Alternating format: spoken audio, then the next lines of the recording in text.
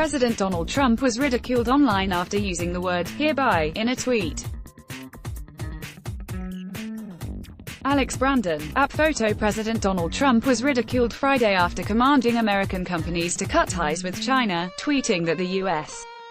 firms are hereby ordered to immediately start looking for an alternative.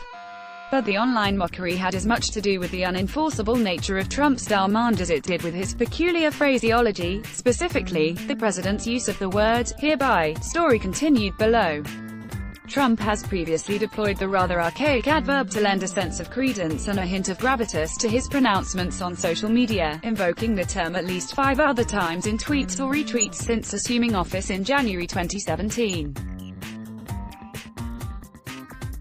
We hereby offer you a roundup of those episodes. March 3, 2017, I hereby demand a second investigation, after Schumer, of Pelosi for her close ties to Russia, and lying about it, Trump tweeted.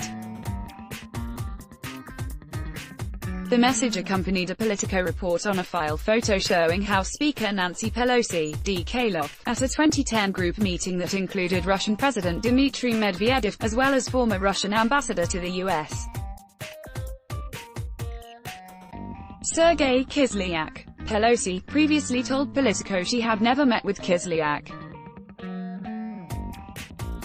May 20, 2018, I hereby demand, and will do so officially tomorrow, that the Department of Justice look into whether or not the FBI, DOJ infiltrated or surveilled the Trump campaign for political purposes, and if any such demands or requests were made by people within the Obama administration, Trump tweeted. The message came 2 days after the New York Times published a report stating that FBI agents in 2016 sent an informant to talk with Trump campaign foreign policy advisors Carter Page and George Papadopoulos, but only after the Bureau received evidence of the aide's contacts linked to Russia. Politico Playbook newsletter. Sign up today to receive the. You can unsubscribe at any time. April 13, 2019, just out, the USA has the absolute legal right to have apprehended illegal immigrants transferred to sanctuary cities. We hereby demand that they be taken care of at the highest level, especially by the state of California, which is well known for its poor management.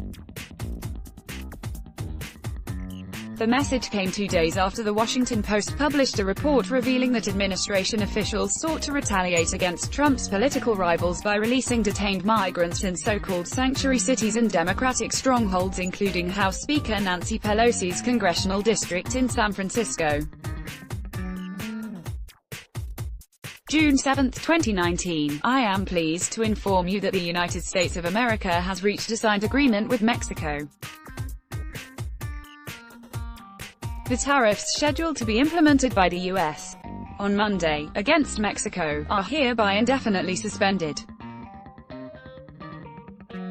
Mexico, in turn, has agreed to take strong measures to stem the tide of migration through Mexico, and to our southern border. This is being done to greatly reduce or eliminate illegal immigration coming from Mexico and into the United States. Details of the agreement will be released shortly by the State Department. Thank you, Trump tweeted. The message followed a deal struck between Trump administration officials and representatives of Mexican President Andrés Manuel López Obrador's administration. Trump backed off his threat to impose a 5% tariff on approximately $350 billion of Mexican imports and then raise the duty by 5 percentage points each month until it reached 25% on October 1.